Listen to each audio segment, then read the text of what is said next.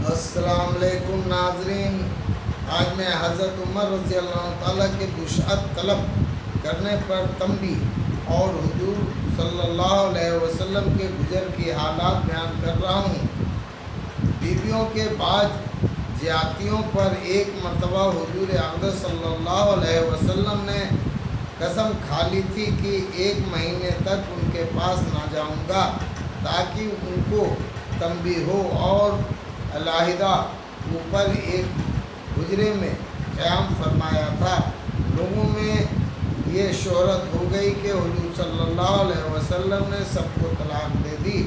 हज़रत उमर रज़ी अल्लाह ताला उस वक्त अपने घर थे। जब ये ख़बर सुनी तो दौड़े हुए आए। मस्जिद में देखा कि लोग मुतफर्रिक यानी अलग अलग तौर पर बैठे हुए हुजूर सल्लल्लाहु अलैहि वसल्लम के रंज और गुस्से की वजह से रो रहे हैं। बीवियों भी सब अपने अपने घरों में रो रही हैं। अपनी बेटी हज़रत हफ्सा रज़ी अल्लाह ताला के पास तशरीफ़ ले गए और वो भी मकान में रो रही थी। फरमाया कि अब क्यों रो रही हो? क्या मैं हमेशा इससे नहीं डराया करता था कि हुजूर सल्लल्लाहु अलैहि वसल्लम की नाराज़गी की कोई बात न किया कर। इसके बाद मस्जिद में तशरीफ़ लाए। वहाँ एक जमात मेंबर के पास बैठी रो रही थी। थोड़ी देर वहाँ बैठे रहे, मगर शिद्दत रंज से बैठा ना गया। तो हुजूर सल्लल्लाहु अलैहि वसल्लम जिस जगह तशरीफ़ फरमा थे उसके करीब तशरीफ़ ले गए और हज़रत रिबा रज़ी अल्लाह ताला एक गुलाम के ज़रिए से जो दोबारी के जीने पर पाँव लटकाए बैठे थे, अंदर हाजिरी की इजाज़त चाही।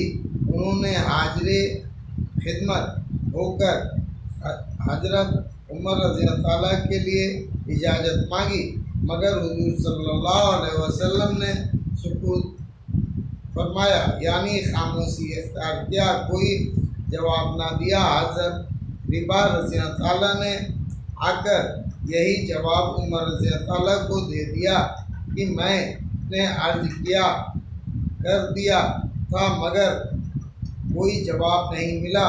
हुजूर हज़रत उमर रज़ी अल्लाह ताला मायूस होकर हज़रत रिबा रज़ी अल्लाह ताला के ज़रिए इजाज़त चाही। इसी तरह 3 बार पेश आया कि वो बेताबी से गुलाम के ज़रिए इजाज़त हाजिरी की मांगते। उधर से जवाब में सुकूत और खामोशी ही होती। तीसरी बार जब लौटने लगे तो हज़रत रिबा रज़ी अल्लाह ताला ने आवाज़ दी और कहा कि तुम्हें हाजिरी की इजाज़त हो गई। हज़रत उमर रज़ी अल्लाह ताला ने हाजिर खिदमत हुए तो देखा कि हुजूर अक़दस सल्लल्लाहु अलैहि वसल्लम एक बोरिए पर लेटे हुए हैं जिस पर कोई चीज़ बिछी हुई नहीं है। इस वजह से जिसमें अधर पर बोरिए की निशान भी उभर आए हैं। खूबसूरत बदन पर निशानात साफ नज़र आया ही करते हैं और सिरहाने चमड़े की एक तकिया है जिसमें हुजूर के छाल भरी हुई है। मैंने सलाम किया और सबसे अव्वल तो ये पूछा, क्या आप बीवियों को तलाक दे दिए हैं? आपने फरमाया नहीं। इसके बाद मैंने दिल बस्तगी के तौर पर हुजूर सल्लल्लाहु अलैहि वसल्लम से अर्ज़ किया, या रसूल अल्लाह, हम कुरैशी लोग औरतों पर गालिब रहते थे, मगर जब महीना आए तो देखा कि अंसार की औरतें मर्दों पर गालिब हैं। उनको देखकर कुरैश की औरतें भी उसमें मुतासिर हो गईं। इसके बाद मैंने एक आध बात और की, جس نے نبی اکرم صلی اللہ علیہ وسلم کے چہرے انور پر تبسم کے آثار ظاہر ہوئے۔ میں نے دیکھا کہ گھر کا کل سامان یہ تھا: 3 چمڑے